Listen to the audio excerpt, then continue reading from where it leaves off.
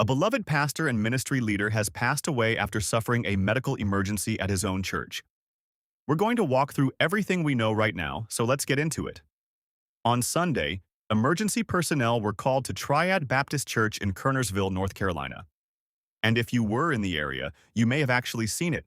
Police cars, fire trucks, and ambulances all in the church parking lot. The church's staff quickly posted a message to address the concern, saying, and I'm going to read this directly. Many have called or texted our staff regarding the police, fire trucks, and ambulance in our church parking lot. Emergency personnel responded to a medical emergency on campus. We are sad to report that Robert Steele, our executive administrator, tragically passed away as a result of a health emergency. We ask that you respectfully wait and pray for Jennifer and the Steele family, as well as our staff, until we have more details. Just heartbreaking. The exact nature of the medical emergency has not been publicly disclosed at this time, but what is clear is that it happened suddenly, right there on church grounds. Now, if you're not from the Triad area, you may be asking, who was Robert Steele? And the answer is, he was one of those pillars, one of those people that whole communities are built around. Robert Steele was 62 years old. He had been serving at Triad Baptist Church as the executive administrator since July 2023 and was also a longtime leader with the church's Christian Academy. But his ministry didn't start there, not by a long shot.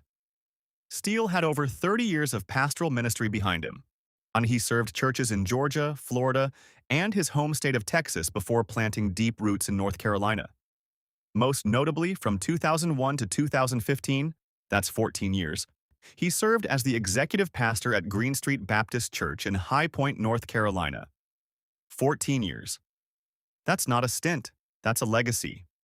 He also served as an interim pastor for multiple churches across North Carolina and worked as a pastor and leadership coach through Energize Ministries, a triad-based organization that provides care and support specifically for pastors, ministry leaders, and their families. Think about that for a second. This was a man who dedicated part of his life to taking care of the people who take care of everyone else. That says a lot about his character. The outpouring from the community has been immediate and emotional. Triad Baptist's own senior pastor, Rob Decker, said simply, "Robert was a special friend to me, and I am thankful for the work he did for both our church and for the Lord." The church issued a fuller statement as well, calling Steele a dedicated pastor and faithful servant who gave generously of his time, wisdom, and efforts to Triad Baptist Church and Academy over the past 3 years. The statement noted that his leadership, encouragement, and steady presence have been a blessing to countless people over the years. Now, Green Street Baptist Church, where Steele served for 14 years, also released a statement on Facebook, and I want to read this one in full because it is beautiful. This is their exact words. "It is with a heavy heart that we share difficult news that came to our attention tonight. At Triad Baptist Church, on where he served, Robert Steele suffered a medical emergency and went home to be with the Lord. Robert previously served as executive pastor at Green Street for many years, and we are deeply grateful for his service to the Lord. As this has just happened, we know nothing about any arrangements or details.